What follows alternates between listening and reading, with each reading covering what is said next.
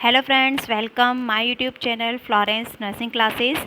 आज का हमारा टॉपिक है स्कोप और ब्रांच ऑफ साइकोलॉजी। स्कोप और ब्रांच के बारे में हम जानते होंगे। वैसे जो ब्रांच होती है उसका मतलब होता है शाखाएं। जैसे किसी पेड़ की जो शाखाएं निकली होती है या किसी भी एक चीज़ के अंदर से जो ब्रांचेस निकलती है उसको हम ब्रांच या शाखा बोलते हैं। इसी को हम स्कोप बोलते हैं। जैसे कि नर्सिंग या जैसे आपने साइंस ली, साइंस के बाद में जो आपकी लाइफ में स्कोप होते हैं कि आप साइंस लेने के बाद में क्या क्या स्कोप हैं, क्या क्या ब्रांच है साइंस की जिसमें आप स्टडी कर सकते हैं। इसी प्रकार से हम साइकोलॉजी की ब्रांचेस के बारे में बात करेंगे कि जो साइकोलॉजी होती है, जो मनोविज्ञान होता है, उसके अंदर भी कई सारे सब्जेक्ट या कई सारी ब्रांचेस इंक्लूड करी जाती है जिनमें हम अपनी स्टडी कंटिन्यू कर सकते हैं। तो साइकोलॉजी जो ब्रांचेस हैं, तो हम बिना टाइम वेस्ट करें अपने टॉपिक को या अपने वीडियो को कंप्लीट करते हैं। प्लीज़ मेरे चैनल को लाइक, सब्सक्राइब एंड शेयर जरूर करें। ह्यूमन साइकोलॉजी या जो psychology study and explain the behaviour of living organism. That term behaviour include conscious, unconscious. This branch are as follow. Psychology study and explain the behaviour. जो psychology होती है वो study होती है या बिहेवियर को एक्सप्लेन करने की एक टेक्निक होती है। लिविंग ऑर्गेनिज्म, सभी लिविंग ऑर्गेनिज्म की। दैट टर्म बिहेवियर इंक्लूड, जो टर्म बिहेवियर है उसके अंदर इंक्लूड करा जाता है किसी भी पर्सन की कॉन्शियस और अनकॉन्शियस थिंग्स को। This branch R S follow. इस ब्रांच के अंदर टोटल 8 जो ब्रांचेस हैं वो शामिल करी गई है, जिसमें general psychology, developmental psychology, abnormal, para psychology, social psychology, educational psychology, industrial psychology, animal और चाइल्ड साइकोलॉजी को इंक्लूड करा है। हम सबसे फर्स्ट साइकोलॉजी, जनरल साइकोलॉजी के बारे में डिस्कस करेंगे। जनरल का मतलब आप जानते हो, जनरल का मतलब होता है सामान्य। जैसे कि हमने अगर जो प्रीवियस वीडियो अगर आपने देखी हो तो उसके अंदर हमने पढ़ा है कि साइकोलॉजी क्या होती है। किसी भी ह्यूमन के बिहेव का अध्ययन करना, माइंड का, मेंटल प्रोसेस का अध्ययन करना साइकोलॉजी कहलाती है। तो इसी प्रकार से कोई व्यक्ति है जो सामान्य व्यक्ति है, जनरल मतलब कि सामान्य, एक नॉर्मल जो व्यक्ति है उसकी साइकोलॉजी क्या होती है, वो किस तरीके से थिंक करता है, किस तरीके से बिहेव करता है, किस तरीके से रिएक्ट करता है, ये सब उसकी जनरल साइकोलॉजी होती है। तो ये एक ब्रांच है जिसमें हम जो कॉमन जो व्यक्ति होते हैं, बिल्कुल नॉर्मल व्यक्ति की बात कर रहे हैं, एबनॉर्मल व्यक्ति की बात नहीं कर रहे। ऐसा व्यक्ति जिसको कोई मानसिक बीमारी नहीं है, बिल्कुल स्वस्थ है, उस व्यक्ति की साइकोलॉजी का अगर आप अध्ययन करते हैं तो उस ब्रांच को कहते हैं general psychology. This branch deal with the fundamental rules. ये एक ब्रांच होती है जो कि डील करती है फंडामेंटल मतलब कि बेसिक रूल्स से, प्रिंसिपल्स, सिद्धांतों से, थ्योरी ऑफ साइकोलॉजी और साइकोलॉजी की थ्योरीज से, in relation to the behaviour. ऐसी थ्योरियाँ जो कि किसी भी ह्यूमन के बिहेव से रिलेटेड होती हैं, of normal adult. Okay, it is explain the process like sensation. इसके अंदर कुछ प्रोसेस शामिल करी गई हैं जिसके बारे में हम स्टडी करते हैं। वो होते हैं उस व्यक्ति के सेंसेशन, उसका परसेप्शन, इमोशन, लर्निंग, इंटेलिजेंसी और पर्सनालिटी। कुल मिलाकर हम कहें तो ये साइकोलॉजी की वो ब्रांच होती है जिसके अंदर फंडामेंटल रूल्स, प्रिंसिपल और थ्योरीज़ का जो ह्यूमन के बिहेवियर से रिलेशन होता है उसके बारे में स्टडी करी जाती है। साथ ही इसके अंदर जो एक्सप्लेन करी जाती है प्रोसेस, उसमें सेंसेशन, परसेप्शन, इमोशन, लर्निंग और इंटेलिजेंसी को शामिल करा है। नेक्स्ट हमारी थ्योरी आ जाती है एबनॉर्मल साइकोलॉजी। एबनॉर्मल साइकोलॉजी जो होती है, जैसे हमने जनरल पढ़ी, मतलब कि किसी भी हेल्दी व्यक्ति जो मानसिक रूप से हेल्दी है उसकी साइकोलॉजी का अध्ययन जनरल। लेकिन अगर कोई मानसिक रूप से अनहेल्दी है, किसी को कोई बीमारी है, मानसिक तौर पे कोई बीमार है, उसकी अगर साइकोलॉजी की स्टडी करते हैं तो उसको एबनॉर्मल साइकोलॉजी कहते हैं। इसके अंदर देखिए, individual is a face of lot of competition. Individual जो होता है अपनी लाइफ के अंदर बहुत सारा कंपटीशन फेस करता है एंड एक्सपीरियंस फ्रस्ट्रेशन, और उस कंपटीशन को क्लियर नहीं करने के बाद उसके मन में फ्रस्ट्रेशन की भावना आती है। फ्रस्ट्रेशन का मतलब होता है फेलियर के बाद में आने वाली चिड़चिड़ापन, फ्रस्ट्रेशन कहलाता है। साथ ही कॉन्फ्लिक्ट आता है। कॉन्फ्लिक्ट का मतलब होता है द्वंद्व की स्थिति, ऐसा लगना कि उसको क्या करना चाहिए, ये द्वंद्व की स्थिति होती है। तो इंडिविजुअल अपनी लाइफ में बहुत सारा कंपटीशन फेस करता है, इसकी वजह से वो अनुभव करता है फ्रस्ट्रेशन और कॉन्फ्लिक्ट को। Abnormal psychology deal with various kind of mental disorder. जब हम एबनॉर्मल साइकोलॉजी की ब्रांच पढ़ते हैं तो हम उसमें बहुत सारे प्रकार के मेंटल डिसऑर्डर पढ़ते हैं। Their mental disorder their symptom and cause. बहुत सारे मेंटल डिसऑर्डर के बारे में स्टडी करते हैं। सिम्टम्स का मतलब होता है लक्षण और कॉज का मतलब होता है कारण, और उस मानसिक बीमारी के लक्षण क्या हैं, किस कारण से हो रही है, इन सब की स्टडी करते हैं हम एबनॉर्मल साइकोलॉजी के अंदर। थर्ड हमारी साइकोलॉजी की ब्रांच आती है डेवलपमेंटल साइकोलॉजी। हमें डेवलपमेंट वर्ड से ही पता चल रहा है जो भी हमारे लाइफ टाइम हमारा विकास होता है उस विकास के साथ हमारा शारीरिक ही नहीं मानसिक विकास भी होता है, तो उसकी स्टडी करना, हमारे मानसिक विकास की जो स्टडी होती है उसको कहा जाता है developmental psychology. Human pass through various stage of development. Human जो होता है अपने जीवन के अंदर बहुत सारी डेवलपमेंट की स्टेज से गुजरता है। From conception to old age. Conception का मतलब होता है गर्भधारण से, ओल्ड एज का मतलब वृद्धावस्था तक, जहाँ से वो किसी मदर के अंदर गर्भ धारण करता है वहाँ से लेकर जब तक वो ओल्ड एज या डेथ नहीं हो जाता तब तक बहुत सारी डेवलपमेंट की प्रक्रिया से गुजरता है।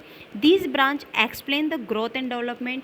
ये जो ब्रांच है वो एक्सप्लेन करती है उसके पूरे पीरियड में होने वाले ग्रोथ को और डेवलपमेंट को, वेरियस प्रोसेस ऑफ बिहेवियर, और उस दौरान उसके चेंज हुए बिहेवियर के बारे में स्टडी डेवलपमेंटल साइकोलॉजी के अंदर की जाती है। नेक्स्ट आता है child psychology. Child it means बचपन। बचपन में हम यहाँ 2 से लेकर 12 साल तक की जो लाइफ टाइम होता है उसको इंक्लूड करेंगे। तो child psychology childhood from 2 to 12 year. Childhood 2 साल से लेकर 12 साल तक का होता है। This is important period of life. बचपन हमारे पूरे जीवन का सबसे इम्पोर्टेंट पीरियड माना गया है। Because growth and development will be rapid during this stage. क्योंकि ये जो पीरियड होता है जब बच्चा 2 से 12 साल का होता है तो उसकी ग्रोथ और डेवलपमेंट बहुत ही रैपिड का मतलब होता है तेज़ी से, बहुत ही तेज़ गति से चल रही होती है।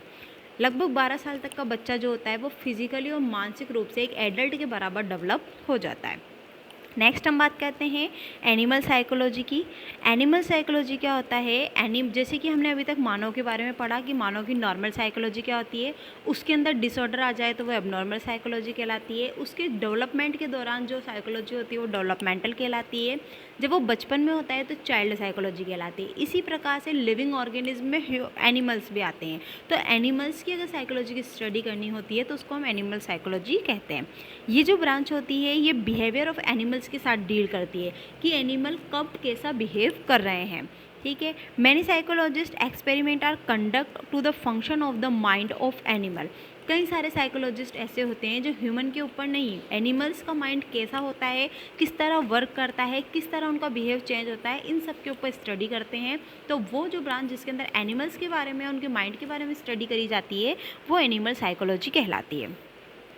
नेक्स्ट हम बात करते हैं एजुकेशनल साइकोलॉजी की। एजुकेशनल साइकोलॉजी का मतलब होता है एजुकेशन के दौरान यूज़ में आने वाली साइकोलॉजी। जब हम एजुकेशनल कैरियर के संपर्क में आने के बाद में जब हम कंफ्यूज होते हैं तो कई सारे काउंसलिंग के द्वारा अपने माइंड को रिलीव करवाते हैं या फिर काउंसलिंग के माध्यम से वो ये चीज़ डिटरमाइन कर पाते हैं कि उनको एजुकेशन फील्ड में क्या करना है। तो एजुकेशन साइकोलॉजी क्या होती है? This is the most important field.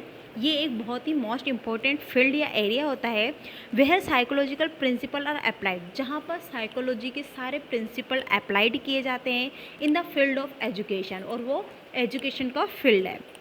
Learner is a focus point. Learner का मतलब होता है जो सीख रहा है। ठीक है। एक तो होता है लर्न करवाने वाला और एक होता है लर्न करने वाला। तो जो लर्न करने वाला है उसे लर्नर कहा गया है। Learner is a focus point. जब भी हम एजुकेशन लेते हैं तो उसमें जो फोकस पॉइंट होता है वो लर्नर होते हैं। जैसे कि आप मान लीजिए कि एक स्कूल है, अगर उसमें टीचर्स भी हैं, फर्नीचर्स भी है, रूम्स हैं, फुली प्रिपरेशन है, लेकिन अगर उसमें बच्चे नहीं हैं यानी सीखने वाला कोई नहीं है तो वो स्कूल नहीं कहला सकता। तो हमें किसी भी चीज़ को लर्न कराने के लिए लर्नर की ज़रूरत होती है ताकि हम उसको लर्न करा सकें। तो पूरे एजुकेशनल जो साइकोलॉजी होती है उसके अंदर स्टूडेंट मतलब लर्नर को फोकस पॉइंट माना गया है। अदर एस्पेक्ट और बाकी दूसरी चीज़ें जैसे कि मैनेजमेंट, टीचर, टीचिंग और टीचिंग फील्ड, ये सब या लर्निंग फील्ड, ये सब एडिशनल माने गए हैं। नेक्स्ट आता है इंडस्ट्रियल साइकोलॉजी। इंडस्ट्री का मतलब होता है कोई भी व्यवसायिक या औद्योगिक साइकोलॉजी जो होती है वो इंडस्ट्रियल साइकोलॉजी कहलाती है। कई सारे ऐसे व्यक्ति होते हैं जिनको अपने वर्क प्लेस में बहुत ज़्यादा एडजस्टमेंट में प्रॉब्लम आती है, अपने ऑक्यूपेशन से रिलेटेड प्रॉब्लम आती है। तो ऐसी साइकोलॉजी को डील करने के लिए इंडस्ट्रियल साइकोलॉजी को डेवलप किया गया है। Human being is different from machine. इसमें यह बताया है कि ह्यूमन बीइंग जो होता है वो एक मशीन से डिफरेंट है। There will have many problem in their work place. इसको अपने वर्क प्लेस के अंदर बहुत सारी problems they will have many problem in different they will map many problem in their work place। उसको अपने वर्क प्लेस के अंदर बहुत सारी प्रॉब्लम्स हो सकती हैं। यानी यहाँ पे कहा गया है कि इंडस्ट्रियल साइकोलॉजी है, इसलिए हम वर्क प्लेस में होने वाली प्रॉब्लम्स के बारे में ही डील करेंगे। तो ह्यूमन बीइंग जो होता है वो मशीन से डिफरेंट होता है, उसको अपनी वर्क प्लेस में बहुत सारी प्रॉब्लम हो सकती है। जैसे कि अगर मशीन है तो उसको कोई प्रॉब्लम होगी ही नहीं, उसको सिर्फ अपना वर्क करना है। लेकिन अगर ह्यूमन बीइंग है तो उसको अपने वर्क प्लेस में बहुत सारी प्रॉब्लम आती है, जस्ट लाइक एडजस्टमेंट, जैसे कि एडजस्ट नहीं कर पाना, सेफ्टी से रिलेटेड प्रॉब्लम, सिक्योरिटी से related problem, health insurance, financial problem, कई सारी प्रॉब्लम्स उसको आती है। तो ऐसी जो ब्रांच होती है जिनसे वो डील करती है उसे इंडस्ट्रियल साइकोलॉजी कहा है। Industrial psychology application of psychological principle. Industrial psychology के अंदर साइकोलॉजी के सारे प्रिंसिपल, थ्योरी और स्टडी करी जाती है इंडस्ट्रियल एनवायरनमेंट की। नेक्स्ट आती है सोशल साइकोलॉजी। सोशल साइकोलॉजी जो होता है वो होती है हम समाज में रहने से जो एडजस्टमेंट से रिलेटेड जो दिक्कत आती है या सामाजिक चीज़ों से रिलेटेड जो दिक्कत आती है उसको सॉल्व करने के लिए, उसको डील करने के लिए होती है social psychology. Human being is a social animal. Human being को एक सामाजिक प्राणी कहा गया है। Naturally the behaviour of individual is influence by the society. जो ह्यूमन बिहेव करता है उससे सोसाइटी का निर्माण होता है। जैसे हम कहते हैं कि वहाँ की सोसाइटी अच्छी नहीं है, सोसाइटी अच्छी नहीं है से मतलब सोसाइटी कोई वस्तु नहीं है, सोसाइटी लोगों से मिलकर बनती है। अगर वहाँ के लोग अच्छे नहीं हैं, वहाँ का नेचुरल जो नेचर है वहाँ का वो अच्छा नहीं है, वहाँ के लोगों का रहन सहन अच्छा नहीं है, एजुकेशन अच्छी नहीं है, तो हम उस सोसाइटी को अच्छी नहीं मानते हैं। तो जो नेचुरली जो बिहेव होता है इंडिविजुअल का वो सोसाइटी का निर्माण करता है। Social psychology deal with like and dislike of people. Social psychology जो होती है वो डील करती है लोगों की पसंद और नापसंद से। लोग किस चीज़ को पसंद करते हैं, किस चीज़ को पसंद नहीं करते, एटीट्यूड कैसा है, नज़रिया कैसा रखते हैं लोग, interest of social distance of people, और लोगों में आपस में सोशली रूप से किस प्रकार का डिस्टेंस को मेंटेन करने में इंटरेस्ट है, ये सब सोशल साइकोलॉजी के अंतर्गत आता है। नेक्स्ट वन होता है नेक्स्ट एंड लास्ट हमारी जो साइकोलॉजी की ब्रांच है वो होती है पैरासाइकोलॉजी। पैरासाइकोलॉजी जो होती है, अगर इन शॉर्ट में अगर आपके लिए बात करूँ तो पैरासाइकोलॉजी का मतलब होता है जब हम किसी अलग ही सेंसेशन को फील करने लगते हैं, उसको हम पैरासाइकोलॉजी के अंदर इंक्लूड करते हैं। जैसे आप सभी जानते हैं कि देखना, सुनना, बोलना, टेस्ट फील करना, सेंसेशन फील करना, ये सब नॉर्मल होता है। लेकिन अगर आप कुछ स्पेशल करने लगे, जैसे जिन लोगों को हम नॉर्मली रूप से देख नहीं सकते और कोई ऐसा व्यक्ति जो उनको देख सकता है, हम किन्हीं की आवाज़ सुन नहीं सकते और कोई ऐसा व्यक्ति जो उनकी आवाज़ सुन सकता है। जैसे कि हम बात करें किन्हीं आत्माओं की, सोल की, तो कुछ लोग होते हैं जो आत्माओं को देख सकते हैं, उनसे बात कर सकते हैं, उनके साथ डील कर सकते हैं, तो वो साइकोलॉजी पैरासाइकोलॉजी होती है। सामान्य तौर पर एक व्यक्ति के अंदर 5 सेंसेशन प्रेजेंट होते हैं। अगर आपको कोई 6 सेंसेशन अगर आप परसीव कर सकते हैं तो आपको पैरासाइकोलॉजिस्ट आप कहलाते हैं। तो पैरासाइकोलॉजी वो साइकोलॉजी की ब्रांच होती है जिसके अंदर ऐसे लोगों को से डील करी जाती है जो कोई एक्स्ट्रा सेंसेशन परसीव कर सकते हैं। Some of psychological experience are the rich 5 sensory organ.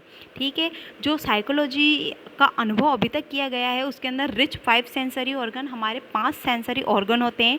But में डेवलप एक्स्ट्रा परसेप्शन सेंसेशन, अगर आपके अंदर कोई एक्स्ट्रा परसेप्शनल सेंसेशन डेवलप हो जाता है तो उसको हम 6 सेंसेशन कहते हैं और इसकी स्टडी करना पैरासाइकोलॉजी कहलाता है। आई होप आपको स्कोप ऑफ साइकोलॉजी की वीडियो समझ आई होगी। अगर आपको कोई न्यू टॉपिक की वीडियो चाहिए तो प्लीज़ मेरे चैनल के कमेंट बॉक्स में कमेंट करके मुझे बताएं और चैनल को लाइक, सब्सक्राइब और शेयर ज़रूर करें। Thank you.